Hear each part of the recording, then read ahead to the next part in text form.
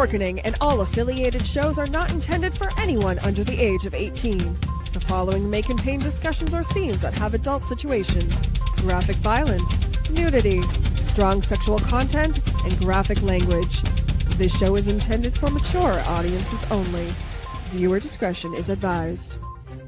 Everyone thinks because you're a zombie, you don't know good coffee.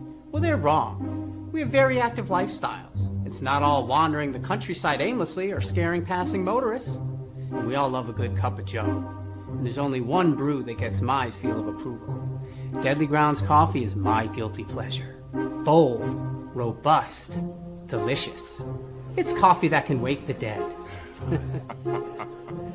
With over a dozen different roasts and flavors, Deadly Grounds can satisfy the most finicky of coffee addicts. The aroma is so intoxicating. It brings all of my neighbors out of the woodwork. Deadly Grounds coffee. Coffee to die for and zombie approved. It's good to get a little deadly.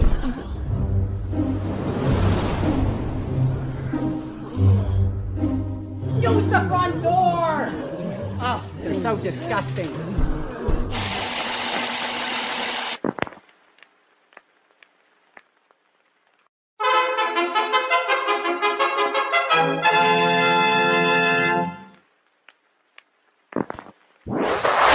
Persons under 18 will not be admitted.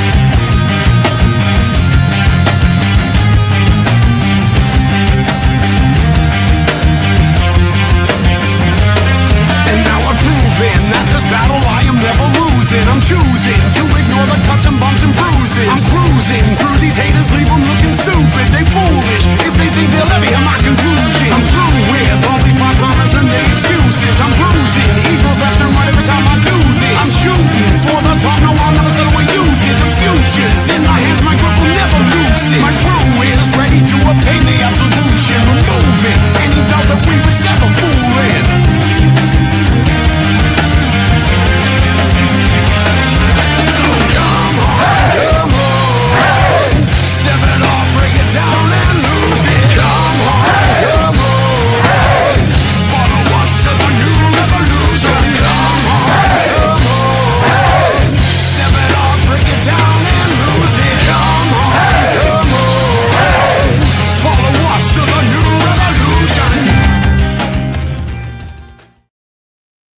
Hey, what's happening, everybody? Welcome to another kick-ass episode of Still Toking with, you know who I am, I think. I would hope you did by now. If not, well, oh well. But as always, the flashy one himself, Mr. Jeffrey Mark. Hello, hello, hello. I am resplendent in gold and black today. I'm just feeling golden and happy to be with. And I'm always happy to be with the other guy who lives near you up in New England, one of my favorite people, and his Jeff Holman. Hey. Is it Wednesday? Yes, it is Wednesday. Oh, cool. We're live again, right? This is live, right? Yes. Oh, awesome. I am so this subject that we're going to discuss tonight. When I was doing my research, and so I'm like, wow, I didn't know that. Fuck, I didn't know that. Really? You're kidding me, right?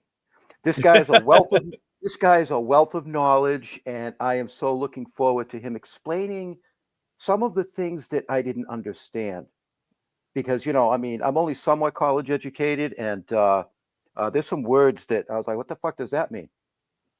But I didn't have time to look anything up. It means don't play with matches. Well, it's not just matches. I know. There's a lot of variables here, and I'm really interested in getting into this discussion with Mr. Steve Pyne. Thank you. Hi guys. How are you?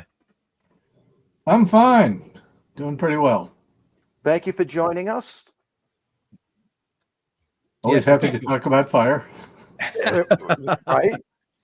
I'm a pyromantic, not a pyromaniac. Important distinction. So Pyromantic. Okay. pyromantic. So I like that. All right. I like that. for our viewers that are watching now and the listeners later, can you explain the difference between a pyromantic and a pyromaniac so they don't get confused? yeah, pyromantic is simply somebody who's fascinated by fire in a helpful and engaging way, and accepts fire as a kind of presence and companion. Pyromaniac is someone who cannot control urges with fire and is dangerous to himself and to others. So, there's good fire and bad fire. There are people attracted to fire. There are good guys attracted to fire, and there are bad people attracted to fire. Oh, well, there's nothing better than sitting around a nice campfire, when you're out hanging with your buddies and stuff. I mean, I love to do that. Right. Well, if you didn't, we've been doing that all our existence as a species. And if that wasn't attractive or you found it distasteful or threatening, you would have been out of the gene pool a long, long time ago. We're drawn to fire. If I just went out and set a bonfire someplace, people would gather. They would. Yeah, true. 100%. Chestnuts roasting on an open fire did not start with Mel Torme. So I want to just get kind of right into you, first of all. A few days after you graduated, you joined the North Rim Long Shots. Is that correct? Yes. Graduated from high school. It was an accidental initiation. I signed on to be a laborer at Grand Canyon National Park and was ready to work in the South Rim, signing my papers. And a guy from the North Rim fire crew called in and said, I can't come. And they wanted to fill the position. There I was. They asked me, you want to go to the North Rim? You know, fire crew? Well, I'd never been to the North Rim. I had no idea what a fire crew did. I was 18. What did I know? I said, sure. So we flew over, and in many ways, it was kind of a magical entry. There was a big storm over the canyon. We're in this little 182 Cessna flying around, dodging that. And when we land in this meadow in the middle of this, 9,000-foot elevated forest, and then the hail comes and the storm and fog and clouds are rolling through. I mean, wow, what had I done? I'd entered this strange world. And it was completely different from what I had grown up in a Phoenix suburb and done and understood. And so I was absolutely enthralled. And I kept returning. I returned all the way through college and graduate school and then beyond, 15 summers in all, 12 as crew boss. And then later with the Park Service, I wrote fire plans for a couple of national parks. Right. So I learned fire on the ground. It was never taught back then. Certainly where I went to it. Right.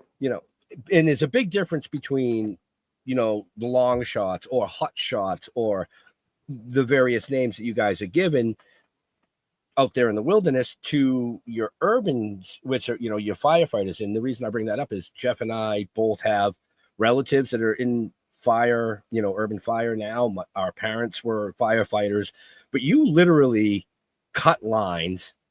You carried saws. I mean, you backburned. Yeah. And for our viewers, can you give them a little bit of a difference between the wildfire aspect and the urban fire aspect? Because I know that's an important fact for you. Sure. And just to clarify on our crew name, we came back from a fire, our yellow Nomex, and we were just filled with soot and ash and all the rest of it and grinning. And a tourist stopped by and said, hey, are you guys hot shots?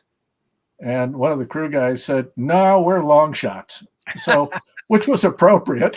And so we just took the name. I mean, it's all so grim and everything is sort of existential and tragedy and the rest of it. For us, it was a great way to live. I mean, we relished it, the camaraderie, the hard work, the challenge, the rest of it. So we could make fun of ourselves too and still do the job. Okay, that's long shots.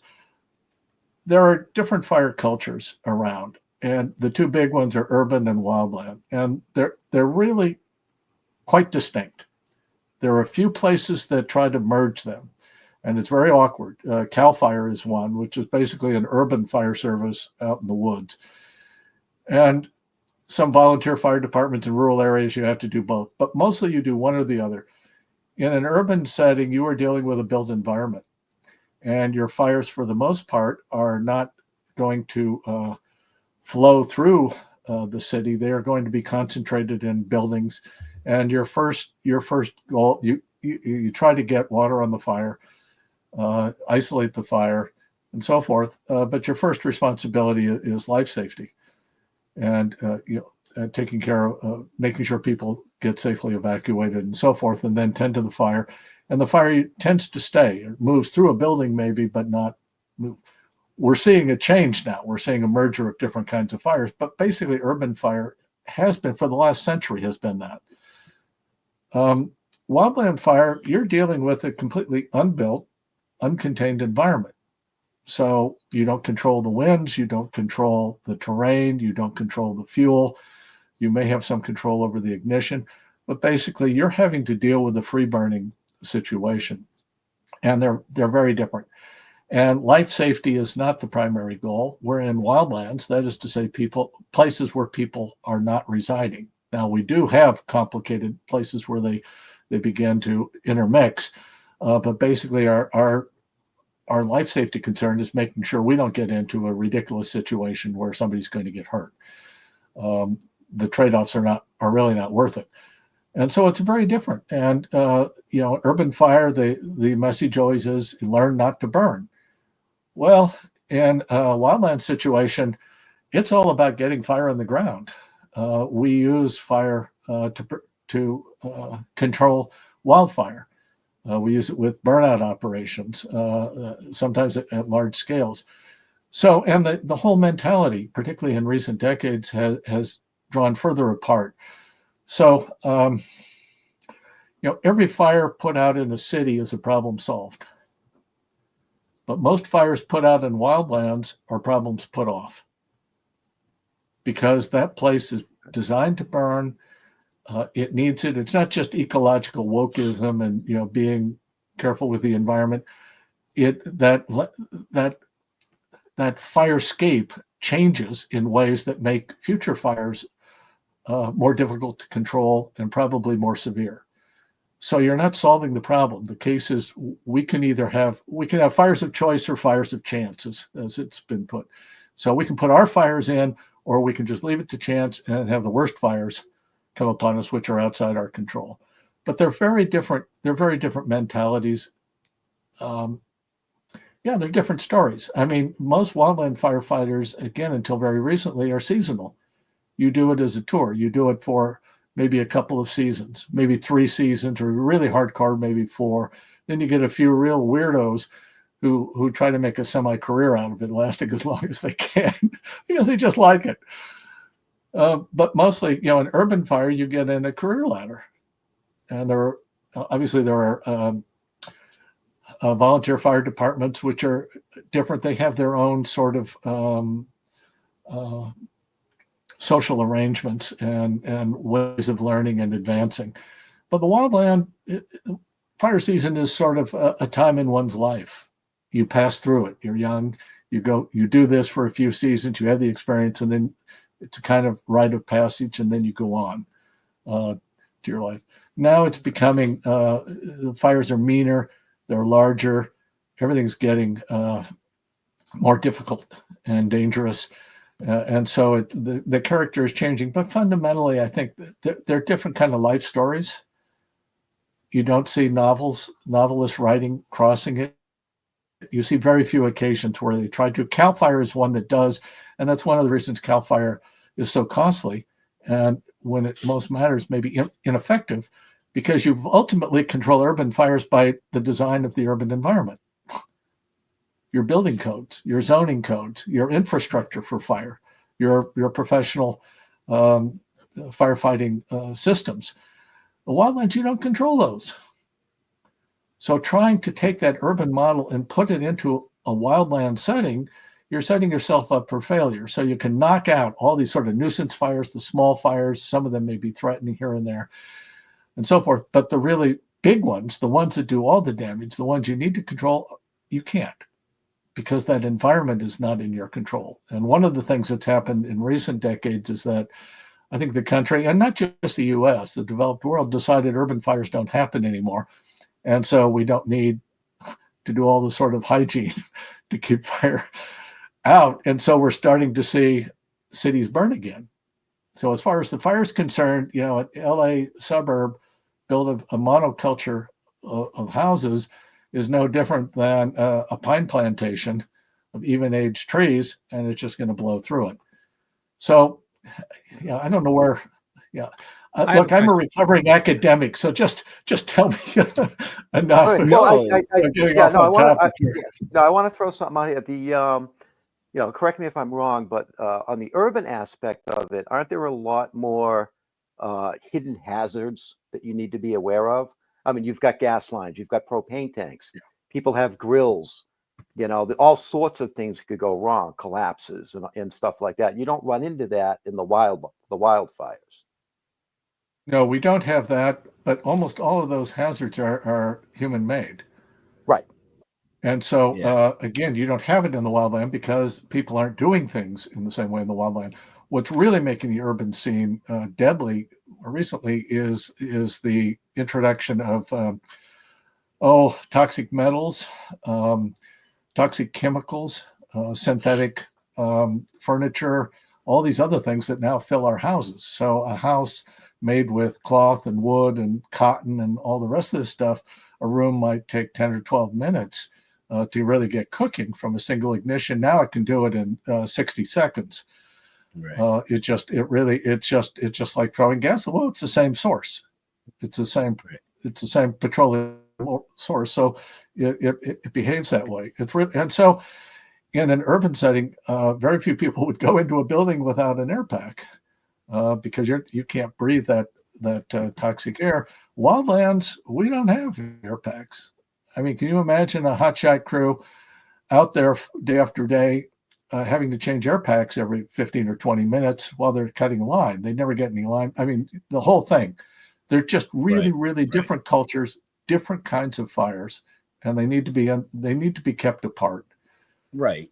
And to bring up a point, like Jeff just said, the urban hazards in wildfires, you have extreme hazards as well, because like you said, you can't control it. And I love history. I love watching, real life documentaries on things like that. And a wildfire can literally be in front of you and jump behind you, or travel underground along a root system and pop up somewhere. So you, in wildfires, you still have some extreme hazards that you have to watch out for. You certainly do. And if you look at, most fatalities on wildland fires now are medical. A lot of them are volunteer fire departments, and others where people come, they have heart attacks or something. Other cases, mostly we can identify where you have crews burned over. They're mostly on slopes. They're in areas of light fuels, which means grass, shrubs, something that can respond quickly to a change in wind, say, and changes in wind. So they're places where things may not look very dangerous. I mean, if you've got a giant wall of flame, 60, 80, 100 feet of flame, you're not going to be anywhere around that. And so you don't think you're at risk when you're in some of these other environments, but suddenly a fire escalates, a gust of wind gets it moving, it gets into a chute, it gets into a ravine, up a slope. Suddenly that's a big chimney. You don't want to have anybody around there. That's very dangerous. Thunderstorms, the winds associated with thunderstorms, the microbursts, very dangerous. All of these kinds of things we've mostly identified, but they're not the stuff that we can really control. And a lot of it, hazard trees. Working in environment, trees have burned. If they were dead to begin with, now they're at risk of falling, so you don't want to go into a big snag field.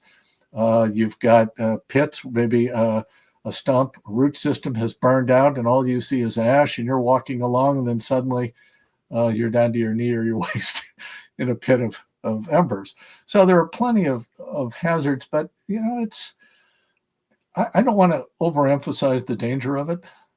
Most lives are lost from vehicle accidents, aircraft accidents, medical. We have some spectacular cases where crews are burned over, and what a horror. Right, right. But that's different. Urban fire. I know urban fire. I've talked to some guys, and they don't like the idea of having fire all around them. They want to have it in the structures. They want to have it in the area. And the wildland guys, the last thing they want to do is to go into a burning building. You've got no maneuver space. Steve, so they're really different. I mean, we all share we're all fire guys, but fire folk. And there are places now where the two are starting to merge in unhelpful ways. And just to go back to your other comment about one of the ways wildland fires spread very prominently is by embers. So, and this is where you have houses adjacent to countryside or wildland areas. The fire that comes in is not coming in as a tsunami of flame. You have sort of this Hollywood vision. You have these immense flames, and you just see it roaring over like this giant wave going over this city and obliterating it. That's not what happens. The fire breaks down because you don't have the continuity of fuels. What comes in is a blizzard of sparks. This ember storm. And as one researcher put it, the embers will find a way. So it's like this invasion of fire crickets or fire locusts. And they come in and they're going to find all the points of vulnerability. We know where they are, and they're going to find that, and then that's what's going to ignite stuff, and then it's going to go house to house, and a lot of the house-to-house transmission is going to be by ember. And if you build a fire line, you've got strong winds. Well, I have personally been on fires where spot fires were started 1.5 miles away. So you're not going to be able to rally a group of fire engines and make a stand with hose. You're not going to have any water source, for one thing, to stop this thing. That's nonsense. You're going to back off, if you can't do it directly, you're going to go indirect, as the saying goes, and you're going to find defensible areas that are safe for firefighters, stuff that you can hold, and then you will burn it out from there and hold it. So it's very different. Where I worked, in the North Rim is a karst environment. It's a limestone cap, and we had no surface water. I mean, we had no streams, no springs. We had a few sinkholes that occasionally filled. That's it. We all our water we carried in on our backs. So we the idea of fighting fire with water for us really alien. I mean, we did it with dirt and 5-gallon bags that you carry in, and you're very economical squirting that stuff around because carrying that up and down, that can get old, and the fun of fire wears off very quickly. It's just dirty. Anyway, I don't know if this is really what interests you, but they're really different cultures, and it's important not to confuse them. Yeah. Right. Steve, may I ask a slightly controversial question? Sure. You mentioned a little earlier that wildland fires seem to be getting worse. Yeah. In your opinion, you are an educated, 40 books on this topic. You're the guy. Do you believe that global warming is making fires worse? Is that something that's, to you, real and should be studied and looked at? Or is that something you don't think is something that's important? With fire, I'm talking about. Yeah. No, I think absolutely. And global warming is simply putting more energy into the system, as I see it. So what underpins fire, the climatic requirement, is the rhythm of wetting and drying. So it's got to be wet enough to grow stuff and then dry enough to burn it. So if it's always wet, you're in a temperate climate, and every month you have more or less the same kind of precip, you're not going to have the basis for natural fire. So if you're in a rainforest, it's not dry, it's not going to burn. You're in a desert, it's not going to burn because it's not wet enough to grow stuff. So in Phoenix, we have wet winters, we have desert fires. Dry winters, we have fire in the mountains. So it's that pattern, and global warming is affecting that. We're seeing these rhythms amplifying and I think becoming more frequent. But that's not all of it. What fire burns is pretty fundamental. So let's call it the fuels, the landscape, however you want to address it. And that has also changed. And that has changed dramatically. And so, to my mind, as I look back on it, it's basically underwriting or underpinning both of those processes is our conversion to what I think of as basically a fossil fuel society. Because we have changed the geography of how we live on the land, where we get our power, how it's transmitted, how we do agriculture. We don't do agriculture in patches now, burning fallow and all these other things, which were also fuel breaks and help to protect communities from surrounding fires. All of that has changed. And all of this is a result of petrochemicals. It's a result of simply the stuff we get from fossil biomass. So I rely on fossil biomass, but like all of us in the developed world, but doing that is getting all the different aspects of fire, not just the climate, but also the fuel aspect is also being shaped by this. So we're left with a really big paradox, a couple of paradoxes. One, the amount of area burned on the planet is actually decreasing. And most of the decrease is happening in savanna areas, a lot of it in Africa, a lot of it from traditional fire-based agriculture. It's now converting the Green Revolution. Well, the Green Revolution replaced fallow. You don't burn it. You've got petrochemicals. You've got power machinery to do all this other stuff. And that changes our agriculture and countryside. We also live differently in these exurbs and so forth. So that's one. But the fires that we do have tend to be getting larger and more uncontrollable. And the worst of these fires are mega fires, and particularly the ones that are now penetrating into and through cities, are restricted to the developed world. Well, this should strike us as really odd. Why is it that the wealthiest societies, the ones that have the most science, the most robust technology, all the things that we're going to rally to stop fires, are the ones that are being pounded? Well, that would lead to my next question. I live in Palm Springs on the West Coast, not far from you, actually.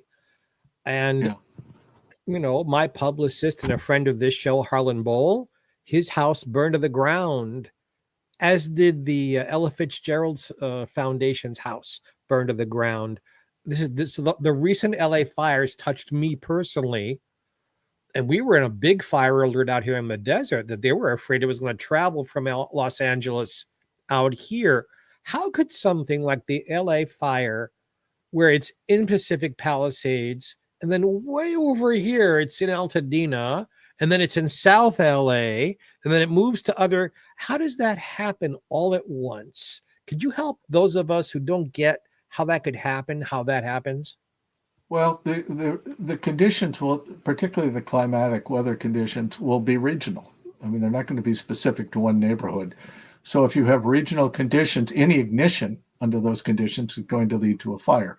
And the character of the fire will depend on what's there to burn.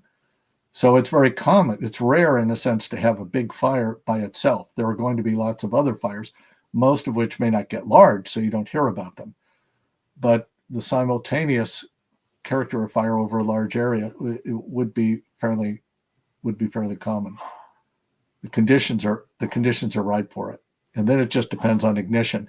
And in Southern California, almost all the ignition is going to be human, and so and a lot of it's accidental. You have a car crash, somebody's dragging a chain as a trailer, and the chain is on the road dragging and throwing sparks. That's what happened in Redding, California, led to the fire tornado, for heaven's sakes. All kinds of stuff can happen. People get careless with fire. Unexpected things happen. We're a fire creature. The Earth is a fire planet. It's the only fire planet we know of. Fire has been on the planet as long as plants have been on land. So we have charcoal dating back 420 million years ago. Fire and living landscapes have co-evolved. So there's nothing strange about fire. In fact, the chemistry of fire is a biochemistry. I mean, when it burns in our cells, we call it respiration. It's metabolizing. When the same chemistry happens on the sort of wide world outside, we call it fire. Life created the oxygen. Life created the fuels. Life now in the form of humans provides most of the ignition. So it's a fire planet, but we are a uniquely fire creature. Okay. We have a species monopoly over it. This is what we do that no other creature does. Now, I wanted to ask you, a couple of years ago, I was up in Alaska, up in the Denali area. And up there's this whole part of this woodland forest or wild land that they call it, that they do not put out the fires. They want it to be natural. If the fire was started by lightning, they let it burn, figuring that the environment, rain, whatever, will naturally put it out. And apparently it's been like that for a long time, where it's, I forget what the terms they use. It's kind of like a reconstitution of the forest land. It grows, it burns, it regrows. And it also fertilizes the soil because ash does that. You know, I mean, I remember as a kid watching the field across the street from my house burn. And when it grew back, I've never seen grass so brilliantly green.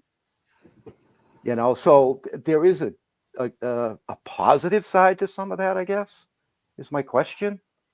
Yeah, well, fire, as I say, is natural, and many systems landscapes have grown up with fire and the expectation of fire in a certain pattern.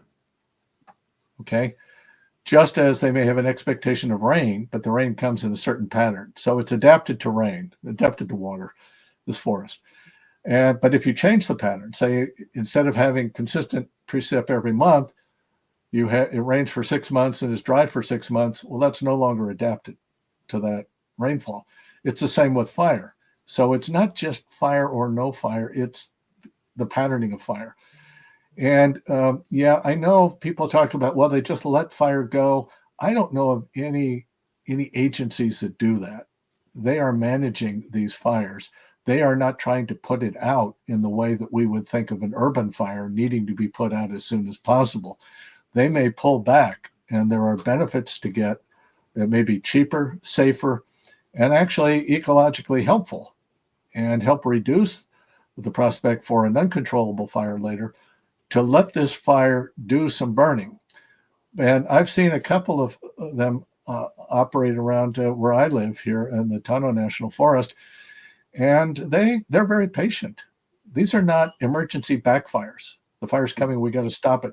They may take a couple of weeks to complete the project. Be patient, work with the fire. It's more like loose herding the fire. So they're pushing and pulling it. They're engaged with it. If they're doing it right, they're engaged with the fire. They're just not letting it go. Alaska, you have a lot of room in many places to let it go.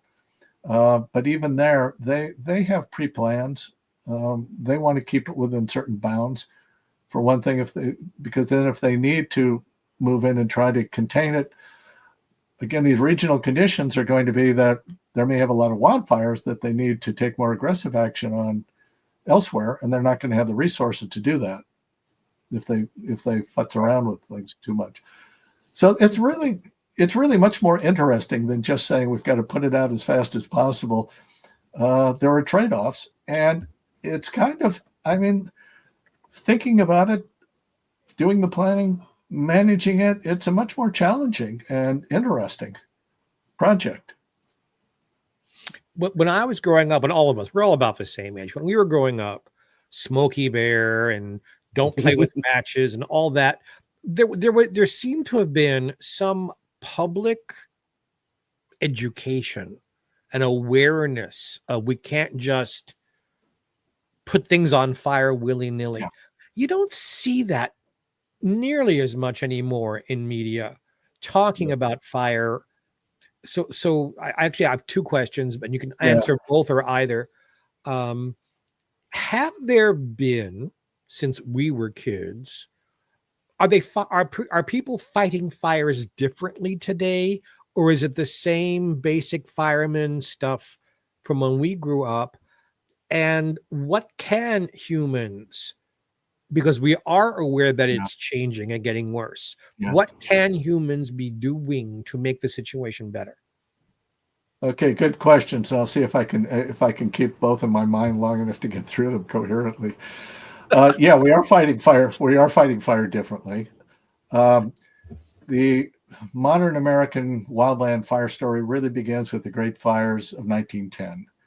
Traumatized the young Forest Service, and for the next 50 years, the agency was committed to putting out fires, all fires. And in 1935, they had the resources to really take it on, and they had something called the 10 a.m. policy. Every fire, regardless of where it was, would be put out by 10 o'clock the next morning.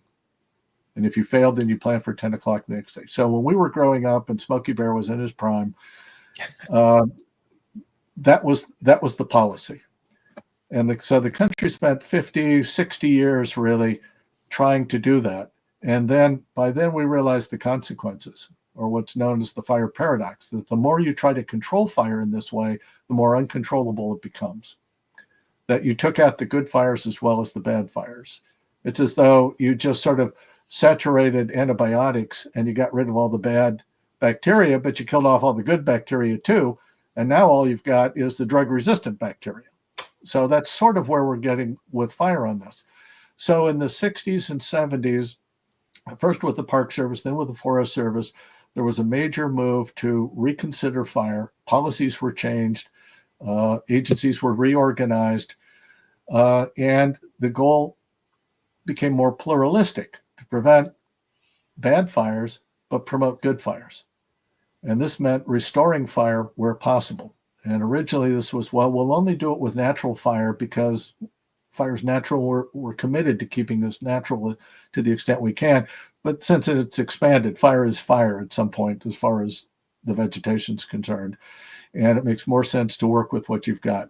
So we spent 50 years, 60 years trying to take all fire out. We've spent the last 50, 60 years trying to put good fire back in.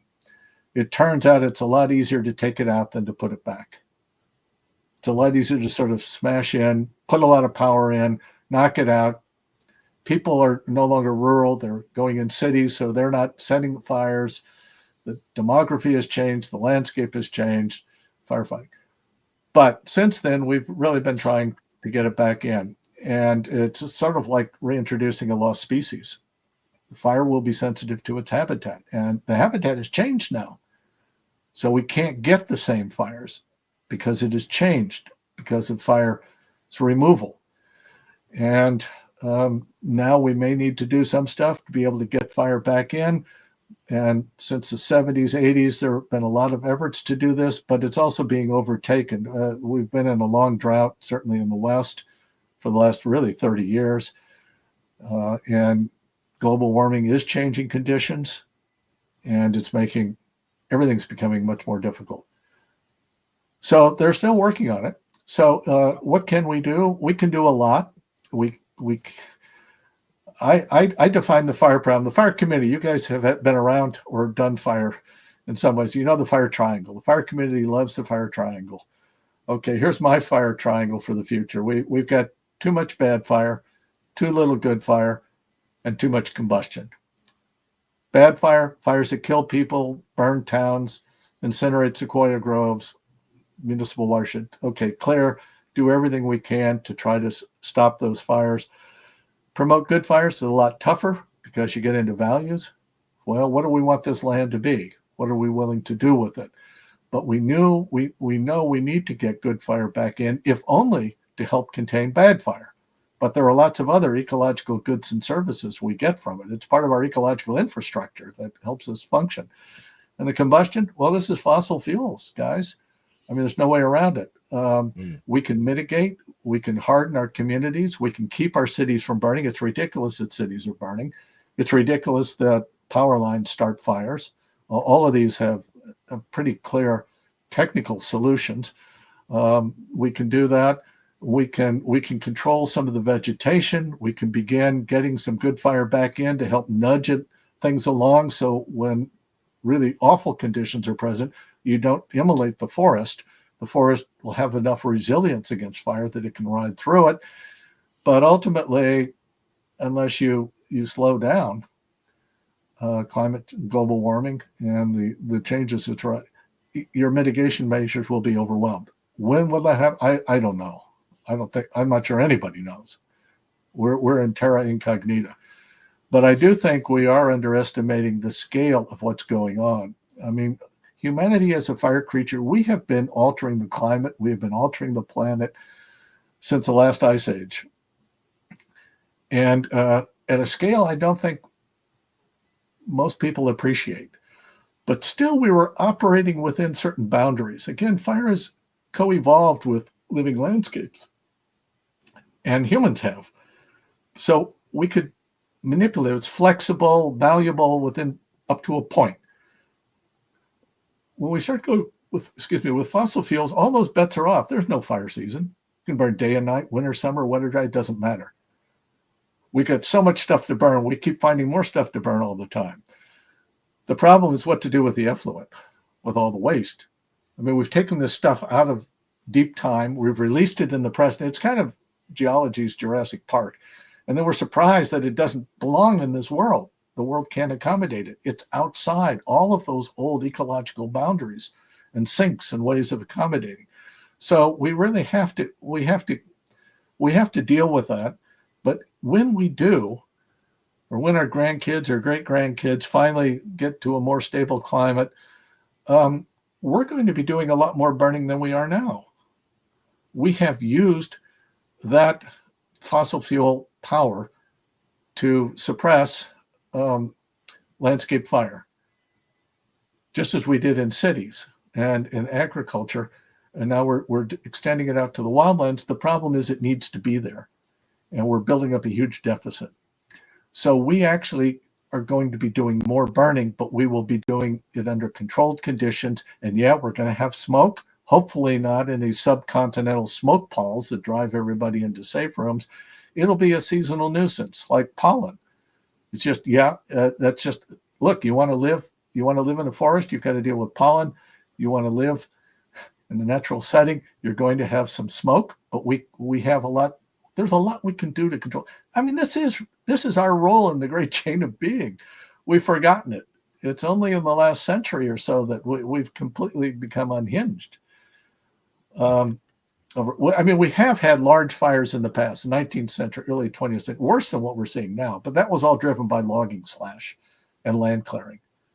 Even at the end of the Little Ice Age, you don't need 3 years of drought. You can do it with 3 months in the right time. If you've got a mountain, if the landscape is just lathered with this logging debris, that is really going to blow up. So that was what was driving it. Now it's a mixture of how we live on the landscape, because we've changed our society and the power behind it, and how our use primarily of fossil fuels is altering the climate. Well, this is theoretically in our control, all of those. So I think my priority would be, we need to work on all of them. But the first step is to stop the cities burning and this stuff. This is absurd. And we've had this term wildland urban fire. And it got defined by the wildland fire community, which saw the problem as urban development, suburban sprawl, exurbs, as compromising their ability to manage fire on the landscape.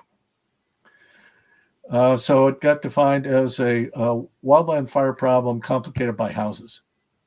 You could pick up the other end of the stick, which to my mind makes a whole lot more sense, and say these are urban fires complicated by funny landscaping.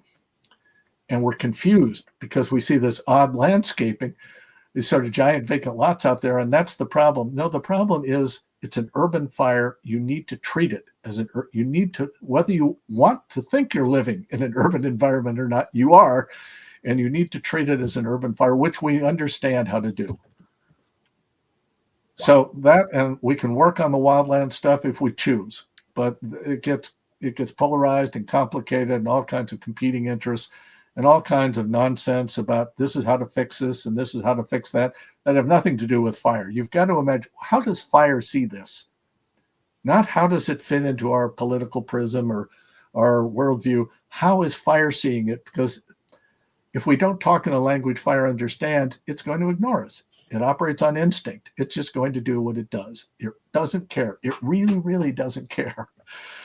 And then the climate change, fossil fuel stuff. Okay, it's controversial. It's a mess. I've got grandkids. I'm expecting great grandkids before the year is out, and I'm not the least happy that with the world they're going to inherit and the trajectory of that, which we seem unable to reverse. Some of your research and work, since most things that are living have a yin and a yang, also on ice, which is the complete opposite side of the coin, which it fascinates me that you study both. Can we talk about ice for a little while? Just because. Yeah, sure. What do we need to know about ice? Those of us who are not informed. Well, yeah, how did this happen? As I said, I spent 15 seasons flipping. I was a 2-cycle engine. I started in the North Rim, and then I go to college, and there I had nothing to do with fire, zero. And then I'd come back to the Rim, I had absolutely nothing to do with all the academic stuff. We were completely isolated. We had no phones, no internet, no radio, no television, and it was wonderful. We were never bored. And so the ice came out of my academic career. I wound up studying, I was interested in the American West, the history of exploration, geology, history of science. And then I learned about this fellowship that National Science Foundation, which oversees all American involvement in Antarctica, and the National Endowment for the Humanities cooked up. They wanted to get some people who are not scientists talking about what they're doing in Antarctica. And so they ran this for 5 years, and it required that you spend 1 to 3 months on the ice. And I took them for 3 months. I was unemployed. I was just working my summers. And so I was happy to be gone for 3 months. The family didn't have to feed me. And I spent Christmas at the South Pole. I spent New Year's at a place called Dome C in the East Antarctic Plateau, 14,500 feet of ice. And it was pretty much the end of the world. You have reduced the world to one mineral. You would have to go 3 miles straight down to find a rock. One mineral, and that mineral consisting of one molecule in its simplest, most inert form. And this sort of immense reductionism. So in thinking about it, and I wanted to know how, this was my encounter with the ice, how did Western Civ encounter it? So how did explorers, what did it do to exploration? How did this change? What happened with art? What happened with science? What happened with politics? So you began with an iceberg on the outside, and then you finally end up at this Dome C, which is a source region, because ice flows out, no ice flows in. You just get what's called diamond dust. You get a couple of inches of this sort of house dust, ice crystals coming down, and that's it. And that sort of became the driver. And I have to say, it's probably my best single book.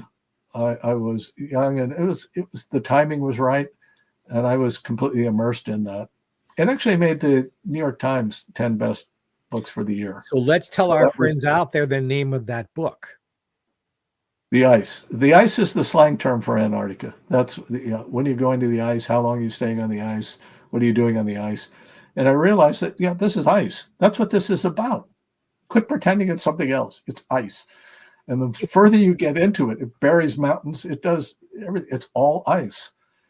And partly because of my interest in geology, I also became interested in ice ages. And then this has finally fed back into my fire stuff indirectly, because I now think the magnitude, the scale of what we are doing, humanity is doing with fire directly and indirectly, we are creating the fire equivalent of an ice age.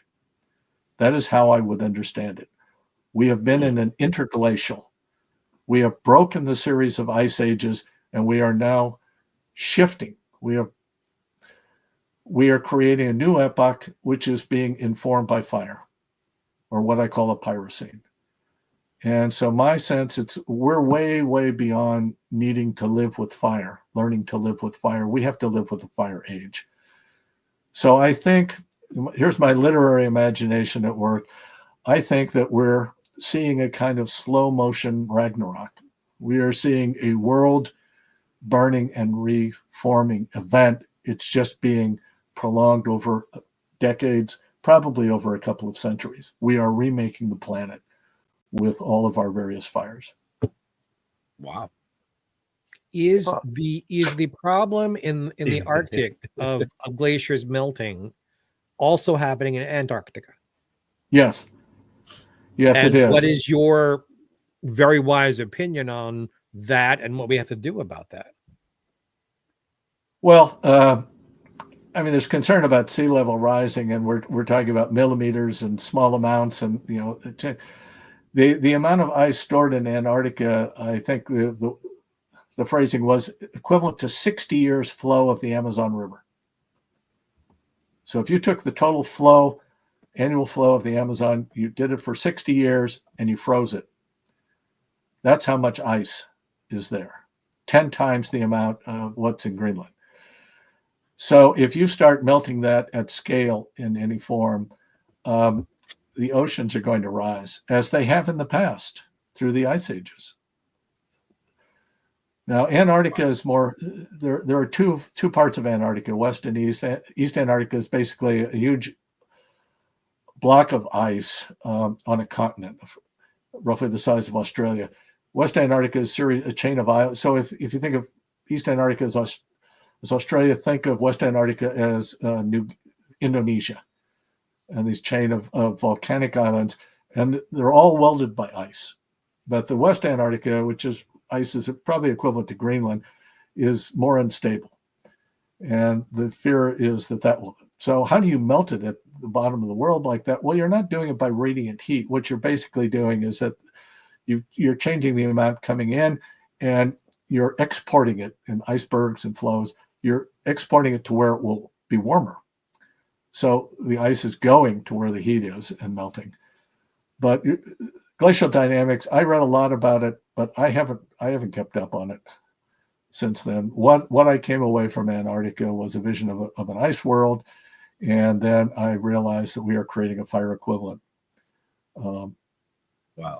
And you can, I mean, go ahead. Map all these different changes, mass extinction, changes in sea level, biogeographic shifts, changes in climate. Instead of outwash plains, we've got debris flows and smoke balls instead of heat domes. Instead of proglacial lakes, we've got heat domes. I mean, you can find fire heat informed equivalents for all of these sort of glacial features that we identify, and I see them happening. So, to my mind, that is the abstract. Well, this is what academics do. We abstract. So, thank you for tolerating me. But this is what we try to bring to the table in a helpful way, and this is mine. As the saying goes, all models are wrong, but some are useful.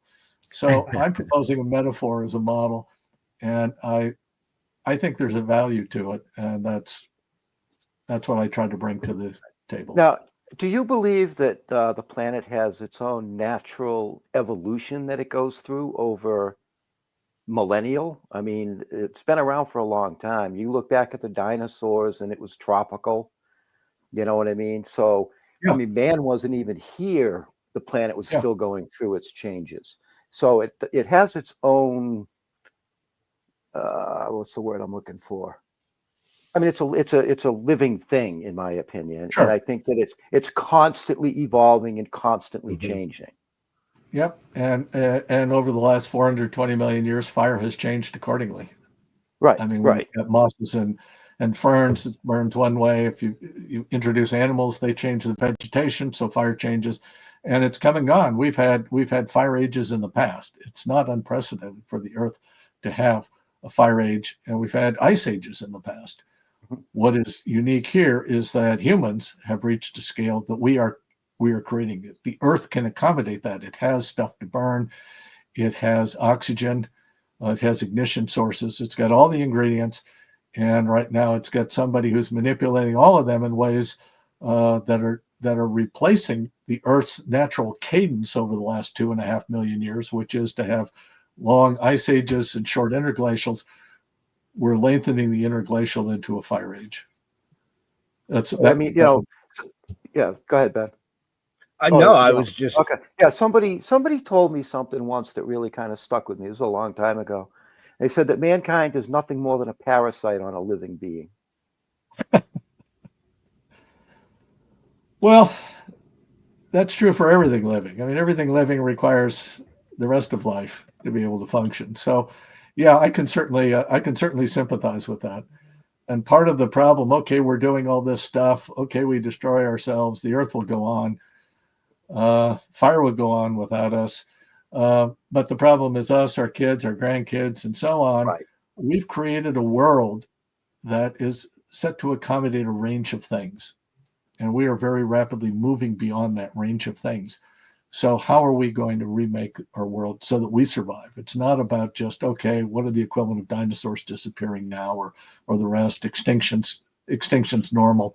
But we're talking about a world that may no longer be habitable for us. And our infrastructure is all out of sync with it. And so on. So even if you're just going to be completely anthropocentric about this is not in our interest to continue. And it is in our control to begin to mitigate and ultimately halt or even reverse. And I can see us, we've demonstrated we can disrupt the climate. Now we have to show we can manage it. And right now, having seen a world of ice, we can accommodate a fire age easier than we can an ice age. An ice age, there's nothing but ice. A fire requires the living world to function in. Ice doesn't. It's just mechanical. It's just matter. So we may need the threat of a future ice age is probably a larger threat than a fire age for us. But we may be able to forestall or mitigate the coming ice age by our ability to manipulate fire and combustion. So I can imagine a time in the future where the future will condemn us not for burning all of our coal now and creating these problems, but for burning it before they had a chance to use it. They may need it to moderate the planetary climate. Okay, that's real fantasy. So that's real interesting, hypothetical stuff. We are getting close to the end. But yeah, I have Go ahead. a bunch of comments and things that have come in this evening, and a gentleman just asked a question. So Virgil's joining us from Manchester, England, but he said a friend of his said that the third law of thermodynamics poses that all temperature will equalize eventually. What do you think about that? Well, I've spent a lifetime wrapping my head around the first and second law of thermodynamics and still struggling. The third law, I'm not ready. I'm not ready at this point. I'm not willing to go the universe. The Earth is world enough for me. I have enough problems. I just wanted to throw that in there because I mean, why not? sitting here listening to you for the past almost hour. I'm looking at your show notes and stuff, and for the folks listening and watching, if you're interested in anything that Steve's talking about tonight, check the show notes up above or down below. There's direct links to his website where you can purchase his books, all kinds of other podcasts and things that he has done. But you can absolutely tell 100% that this gentleman was a professor and a teacher. Absolutely. 100%. Because most college professors and college teachers, they talk and they know how to talk and continue talking about everything that you're going to ask them so that they can get the hell out of the classroom before you raise your hand. No, I'm just kidding. No, I'm a recovering academic. I understand. Right. But one thing I wanted to say is that I found very interesting is you have traveled to all 7 continents. You've traveled everywhere. I mean, you've been to Antarctica, Siberia, the shores of the 7 seas, all 7 continents. Is this all chasing fire? Well, we know Antarctica wasn't, but or chasing the academic knowledge behind what you're doing?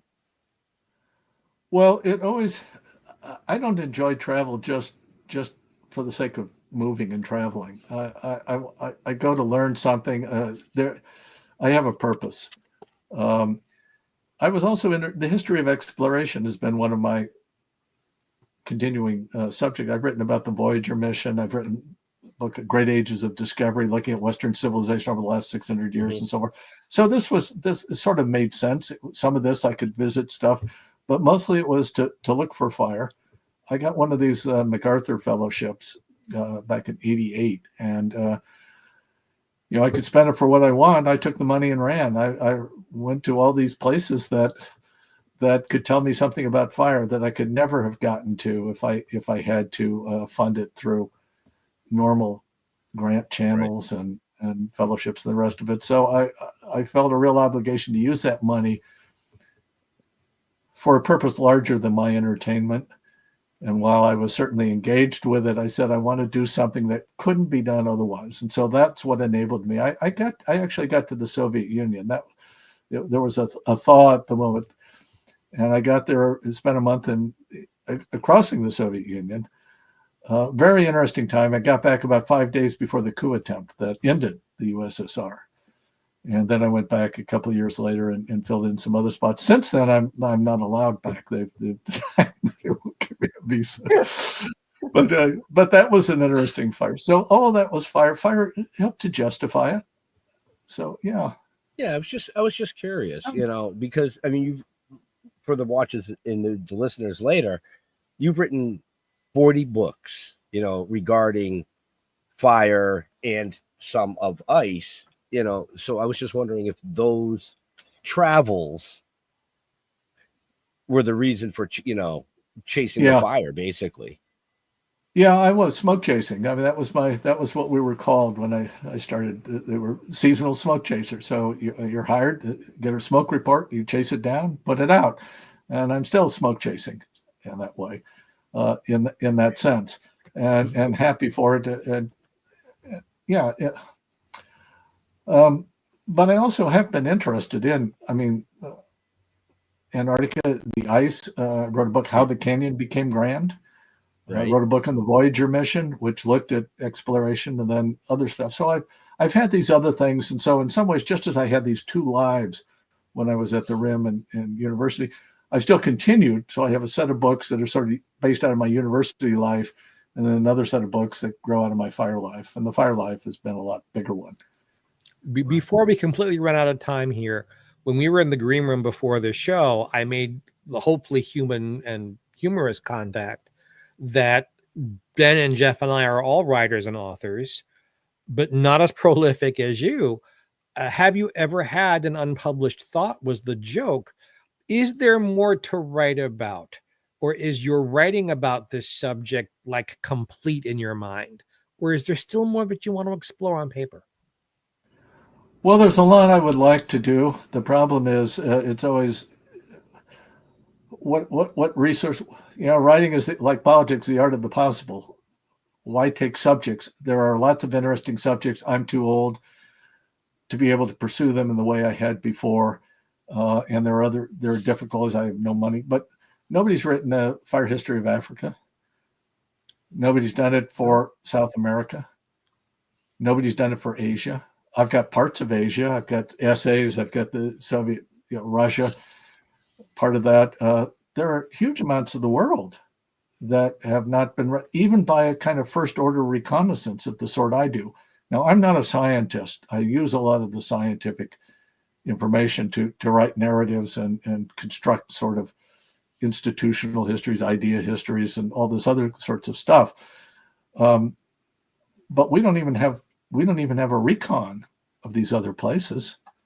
So if I had another 20 years and another MacArthur, I would do that. There's plenty to do. And okay, I've just rewritten my fire history of Europe, condensed it. But I'm looking at that. That includes Russia. It includes the Atlantic Islands, includes all kinds of other stuff. I mean, there are 1,000 topics somebody could write a book on there just because I wrote a general book. Wow, that should open up people. Let's do it for Norway. Let's look at what's Serbia's fire history. Has anybody looked at that? What does that mean? just all over the place. And a pyromantic, I'm prepared to sort of see it in that way. Most people are not. So that's why why aren't there 20 people doing what I'm doing? Well, I had this quirky biography and got interested in it and developed a way of thinking about it, a voice thinking about fire, and others haven't. But there's an immense amount to be done. And I've got, I don't want to stop writing, but I have to write, I have to pick topics that I can do with the resources, energy, and time I've got. Nice. Well said. So, folks, what he meant by that is that he's looking for an understudy that might want to take on all those other places. See, you have to read between the lines with some of these professors. So yeah, ahead, I get a last question for you. How do you think the world's volcanic activity fits into all of this? Another great question. Well, volcanoes have been important for outgassing and creating a lot of the Earth's atmosphere. And so they're primarily important, I think, for their contribution to an atmosphere that, at this point, allows for fire. But it's really the living world that created the oxygen that fire needs and the fuels that fire burns. Volcanoes are important actually, volcanoes are very interesting in the history of Western Civ, by the way. They're a great index, a great marker. You can track it all out through volcanoes, but that's for another time. So I'm not sure how to go where to go with that question other than that. It wasn't meant to be a trick question. No. It's fine. Yeah. It was. If you expected me to erupt in brilliance, it's not going to happen. Well, do you think do you believe that volcanic eruptions are a good thing for the planet? The more the better, or less?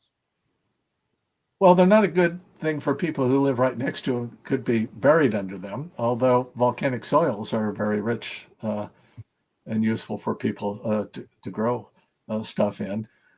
They're simply a part of the earth. I mean, if you value the earth, then volcanoes are a part of it. And that's part of what makes the earth the earth. It's still an active planet in ways that Venus and Mars are not. So Mars may have inactive volcanoes, but that's because the planet appears to be fundamentally dead in several senses. The Earth is not. And so I'm fascinated by, and I'm not, by the way, despite my interest in exploration, I'm not interested in colonizing Mars. The Earth is my home and will always be. And I'm much more interested in saving the Earth, saving humanity by saving Earth. I agree. Bravo. Okay. Well, one of the reasons I asked that question was because I was, looking into a little bit of what they call the super volcanoes. Oh, yeah. Yellowstone, for example. And, if something like that were to go, it's an extinction level kind of an event. Yeah. You know what I mean? So yeah. I question as to how much power mankind actually has on the planet when you're dealing with something like that is the Earth. That's all. No, that's a great point. Yeah.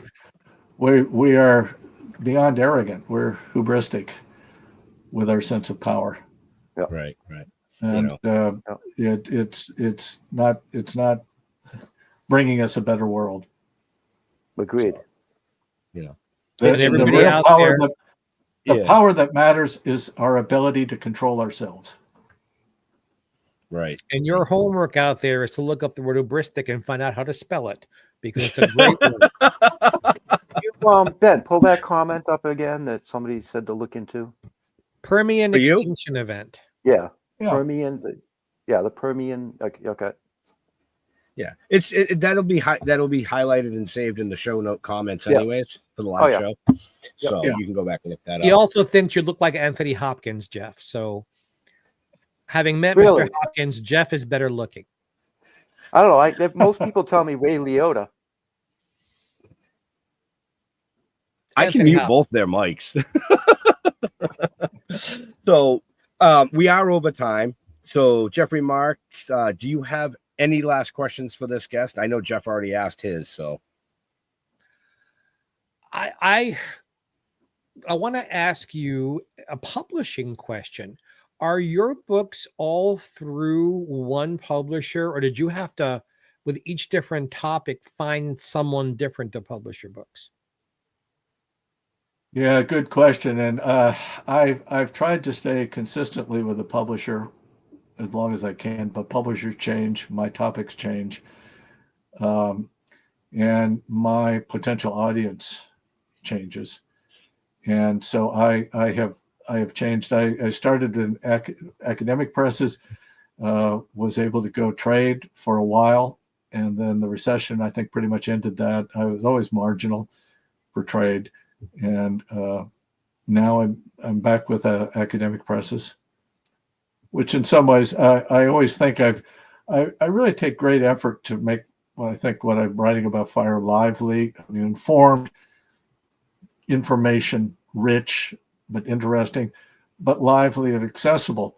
And I get comments sometimes. I meet readers at a talk or something, came up and said, I enjoyed your book, but boy, it was really hard sledding on this. And I just deflate. I thought I'd done it well, maybe compared to most of my academic colleagues, I'm on this side of the spectrum, but yeah, the reality is. And I was going to say, if your books read the way you speak, they've got to be fascinating.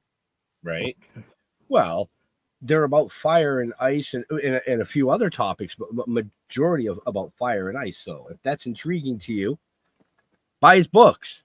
It's that simple. Buy his books. Buy his books. Right.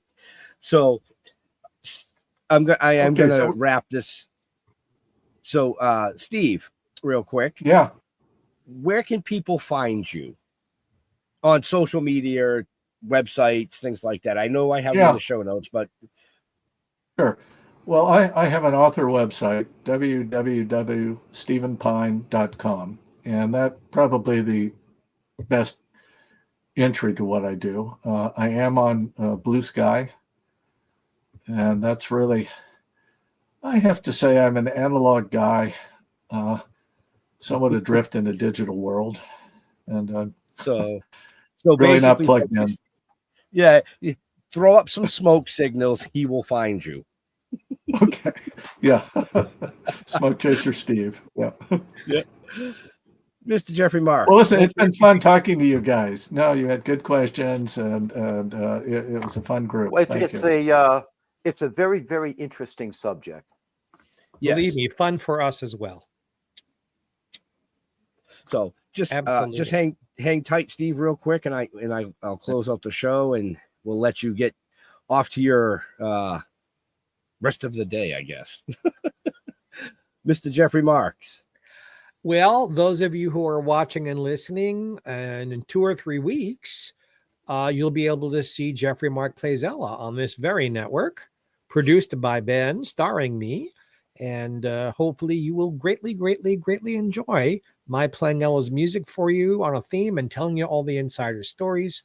I can be found on Facebook, Jeffrey Mark, just the way it's spelled there below. I can be found on Instagram, Jeffrey Mark Showbiz. And LinkedIn, also Jeffrey Mark, and turn on your toothbrush. You'll find me someplace. It is always an honor to do this show. We get great, great guests, and my co-hosts are awesome. So thank you, all three of you gentlemen. You made my day great. Excellent. Jeff? StillToken.com, you know the routine. StillToken.com, Token with the Dead on Facebook. That's where you'll find everything you need to know. Wow, that was like the shortest ever outro for you. I want to take a quick second and say thank you to Steve for taking time out of his busy schedule to chat about his amazing career. We're going to put it that way, his amazing career, because it's all over the place. But definitely check the show notes up above or down below. You'll find all the information you need to know about him. You know, as Jeff said, stilltoking.com for us, but to all our veterans and first responders, we want to thank you for doing what you do so people like us can come up here and do what we do. Stay safe. We'll see you next week. We're out of here. Have a happy. Peace.